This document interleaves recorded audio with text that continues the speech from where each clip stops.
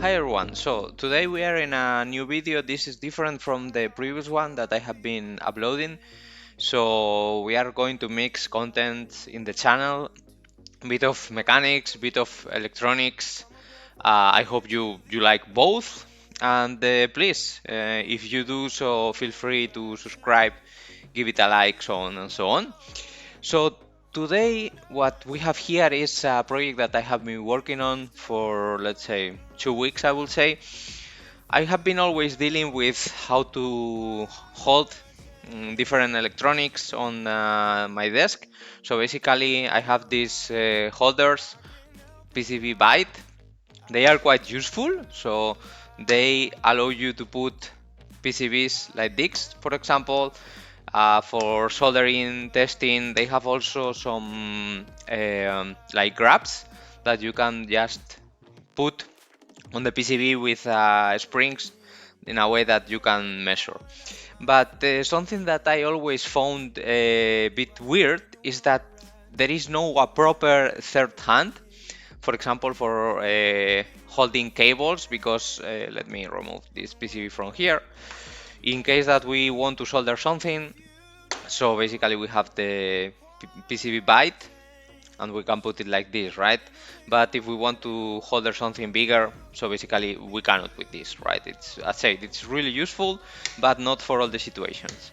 So I have been thinking about, and you can always find these third hands, that they are a bit creepy, I would say, crunchy, let's call it, because they are not really strong.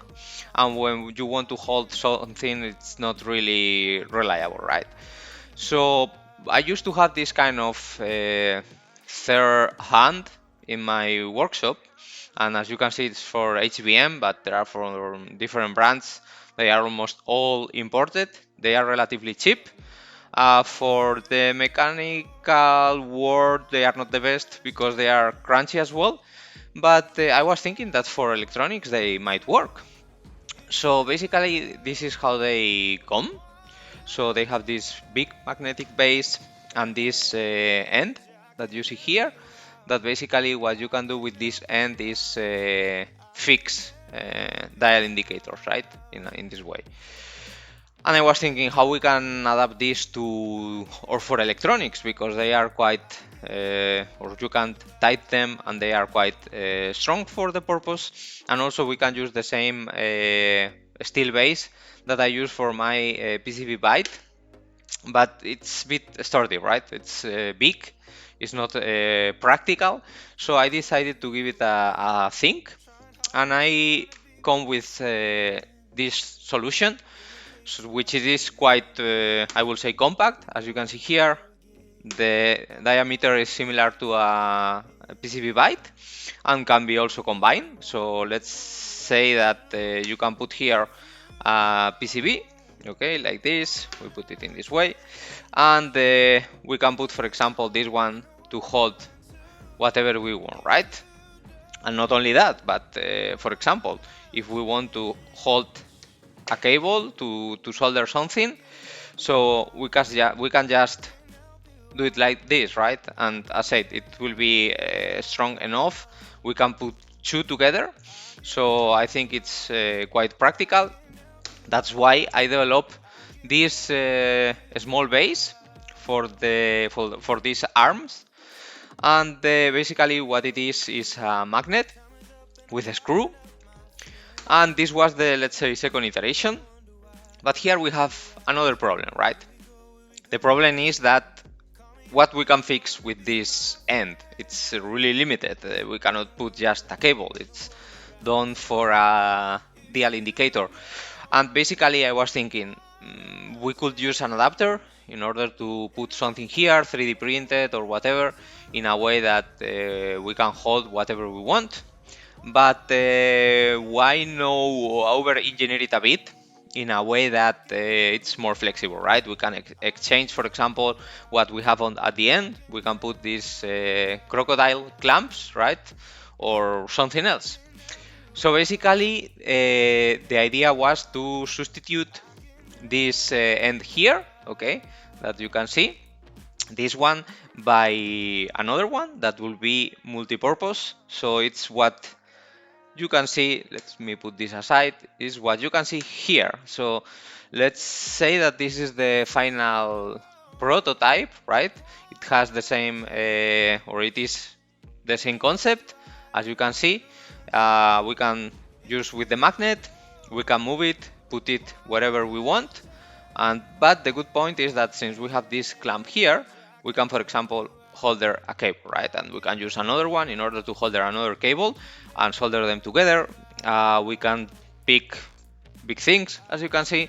It's working quite good, and it is quite compact. So what I did is this small coupler that you can see here.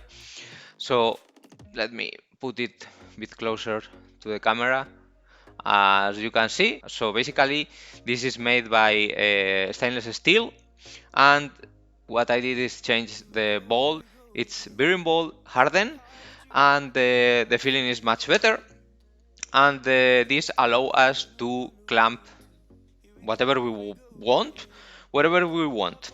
And another feature that this has is that it has a screw here that we can basically remove, okay, like this, and we can exchange the head.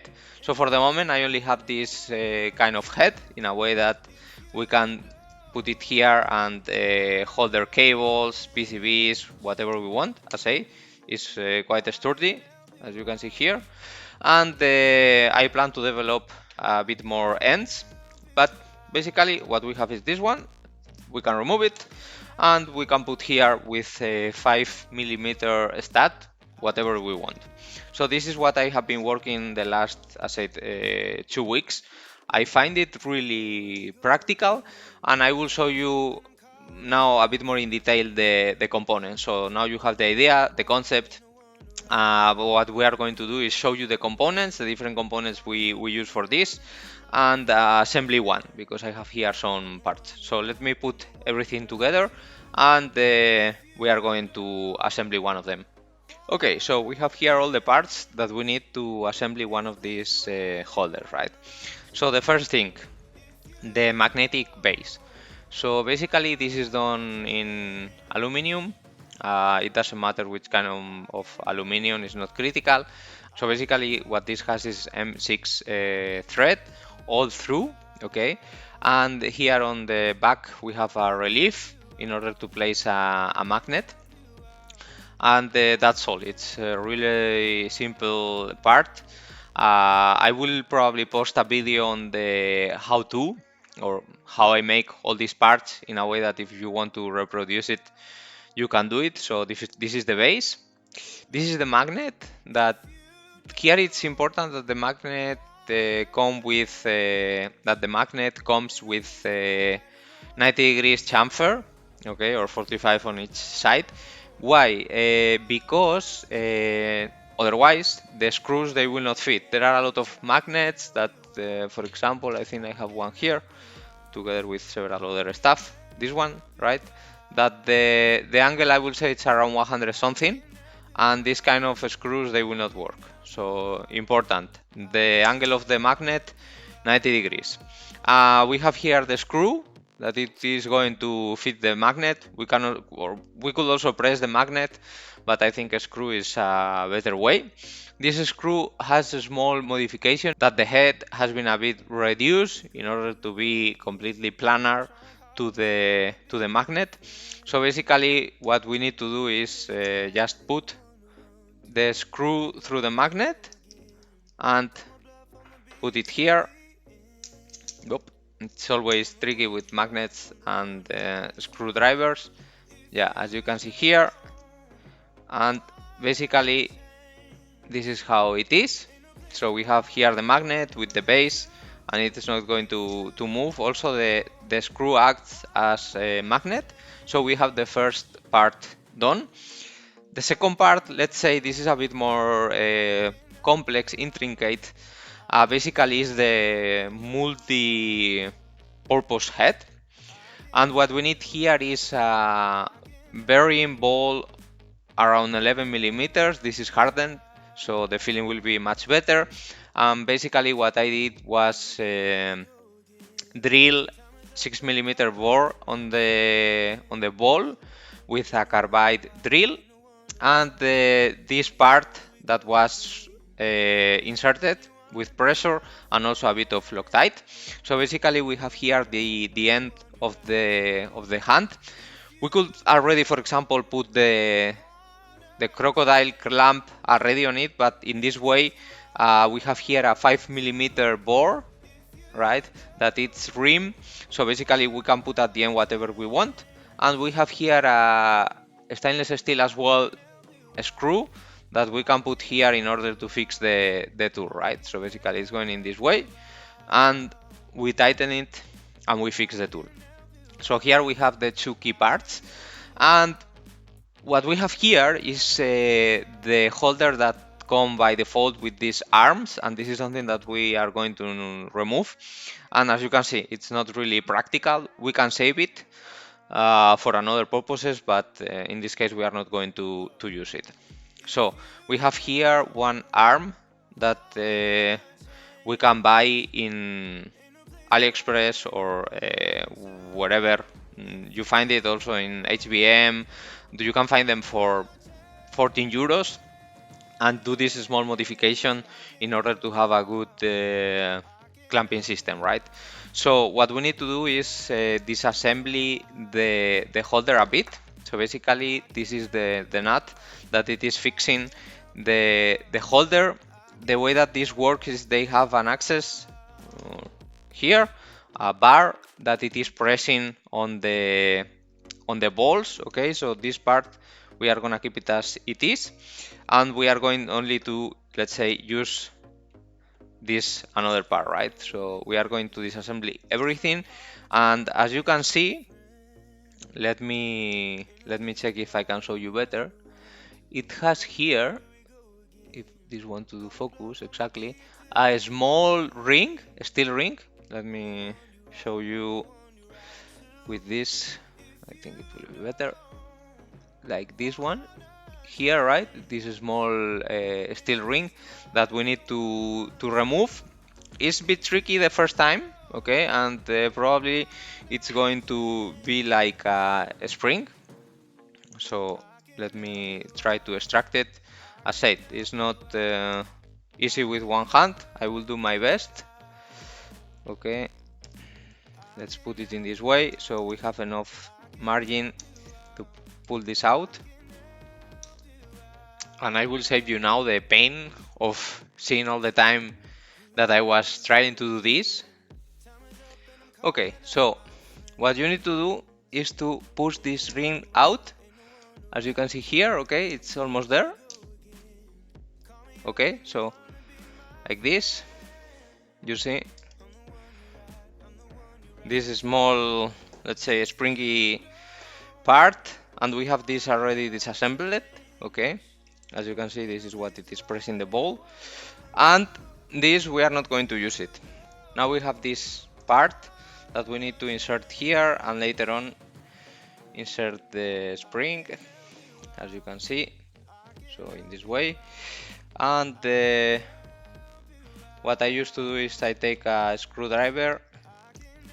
The problem of the screwdrivers is that they are magnetic as well, and we insert the spring into the part like this. You see, it's almost there, and we have it, right? So we are not going to mark the ball because this is not hardened, but this it's from bearing. Okay, so we have this already done, and the only thing we need to do right now is to assemble the part. We need to ensure that this, you can see it has like a chamfer. It's having contact with this chamfer that you see here. Okay, so you do like this, it's fixed. We put this ring in the middle, we put the other part and the nut, right? So we have it already. Let me change a bit the light. We have it already, and as you can see, it's not really difficult. Only the first times that you extract the spring is a bit tricky. So we have this part done. The only thing we need to do is to tighten the magnetic base into the holder, as you can see here, and put them four as we did. And we have the second holder. Okay, so this is the first one, this is the second one. We already have two. And what it is interesting also is how this clamp is done. So basically, you can buy these clamps in AliExpress, they are cheap. The only thing I recommend you is that if you can buy good quality ones, it's better, because this one, they don't grab parallel and they are a bit crunchy. But anyway, so what I did is this small brass stud that basically what it is doing is it has 4mm on this end, so it will enter into the Crocodile, and we have 5mm on the other side. What we are going to do now, it's with our current solution. Okay, so let me put this here. With this one, we are going to hold the clamp or the Crocodile to solder it. Okay, so we are doing it in this way, and basically what we are going to do is to apply heat in this area together with a bit of flux in a way that we are going to solder it, and we will have this let's say part, and we are going to have this part in order to be exchangeable. That at this point, I said I only have this. I plan to do some PCBs with needles. So basically what we need to apply here is a good heat.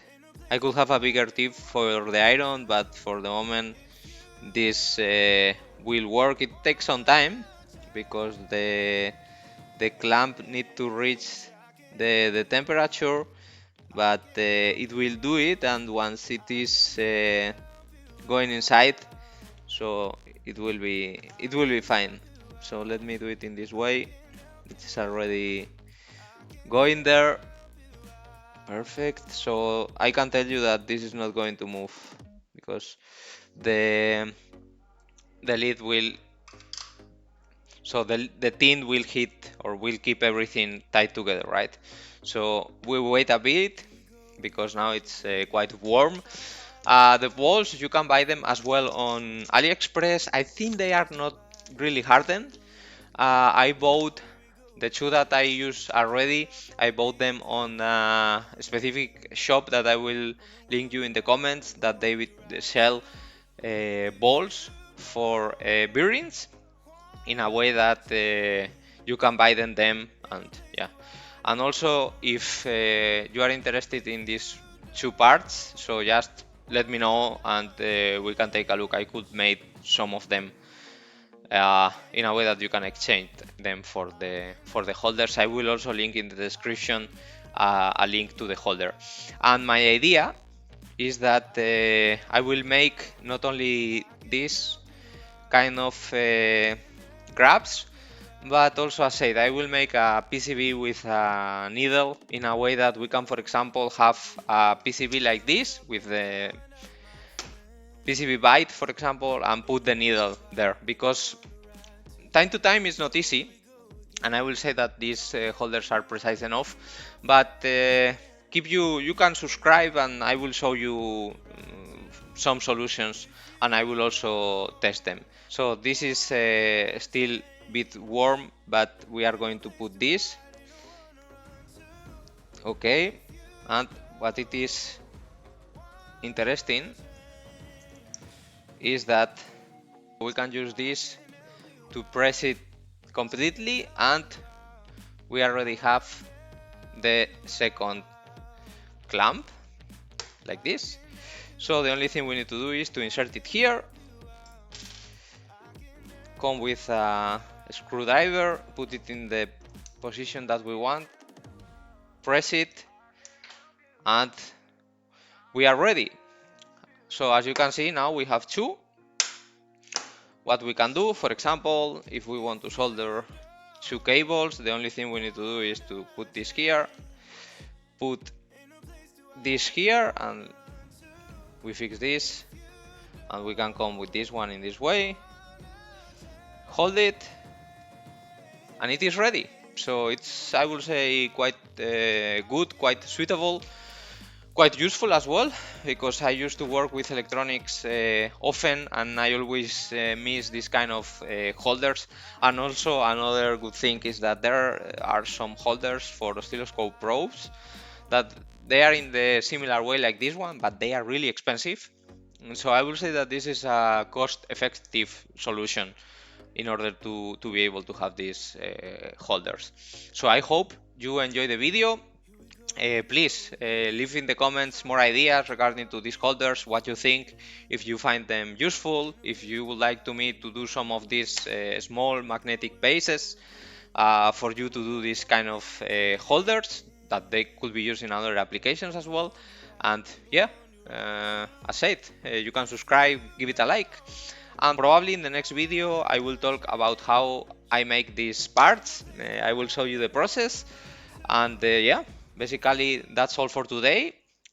See you in the next one.